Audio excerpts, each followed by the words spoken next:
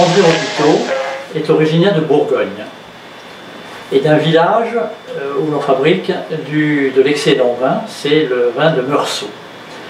Et Ropiteau donc, est né au début du XXe siècle, en 1904, et il a longtemps rêvé d'un ailleurs que la Bourgogne. Et à l'occasion d'un tour du monde qui s'est échelonné entre 1927 et 1928, il a découvert, après donc un long tour du monde, il a découvert Tahiti et surtout l'île de Mopiti. Et il est tombé amoureux, on va dire, de l'île de Mopiti, et il a souhaité y revenir, et d'ailleurs il est revenu 6 fois dans l'île jusqu'à son décès à la guerre de 40.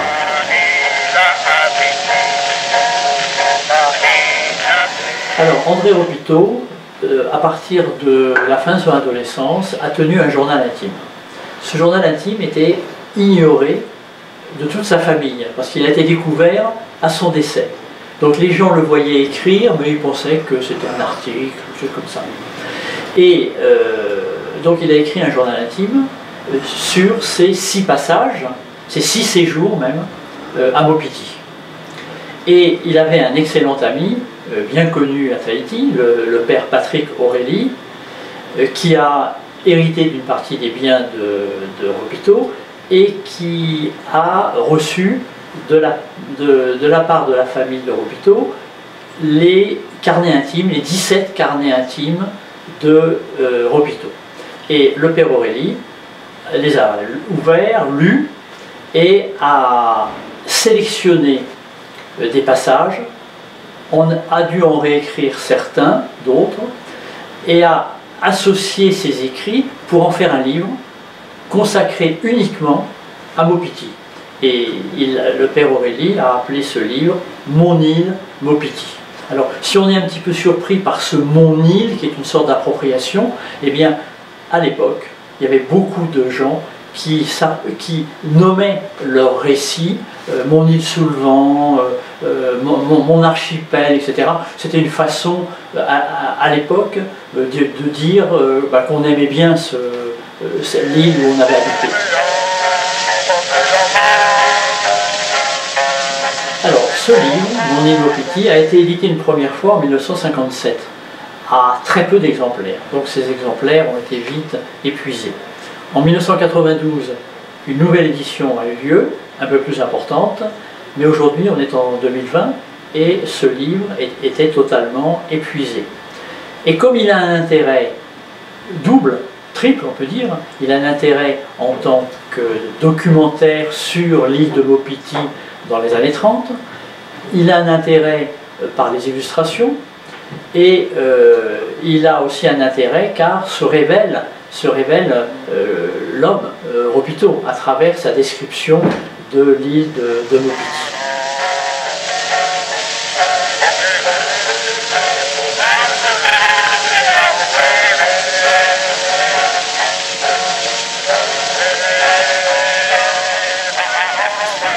Alors le peintre et graveur Boulaire connaissait la Polynésie puisqu'il était marié avec la fille d'un administrateur des Tuamotu. Donc il a fréquenté la Polynésie à partir des années 38 jusqu'à 65. Son dernier voyage date de 65.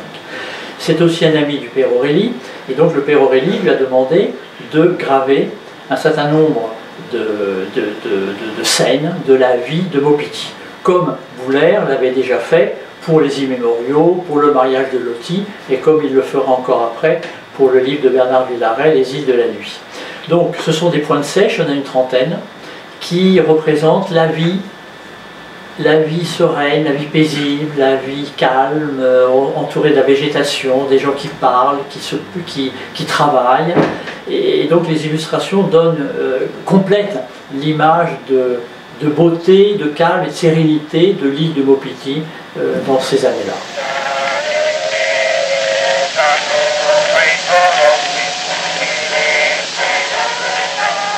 Alors le titre est volontairement ambigu, ou alors il est pluriel, on va dire. Et j'invite le lecteur à lire le livre et à découvrir pourquoi Mopiti mon amour est un titre assez vaste et qui concerne beaucoup d'aspects de la vie à Maupiti.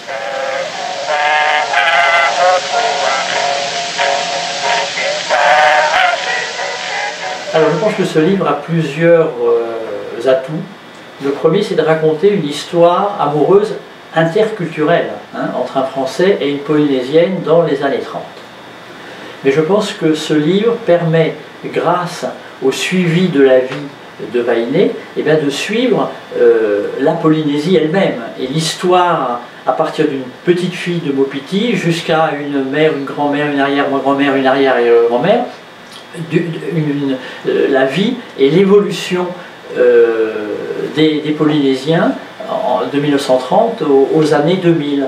Et c'est intéressant de l'analyser à partir d'une famille que je suis jusqu'à la mort de Vainé, donc en 2019. Donc ce livre, il intéresse, je dirais, tout le monde et toutes les personnes qui veulent s'intéresser non seulement à l'histoire d'une famille, mais à l'histoire de la Polynésie en général.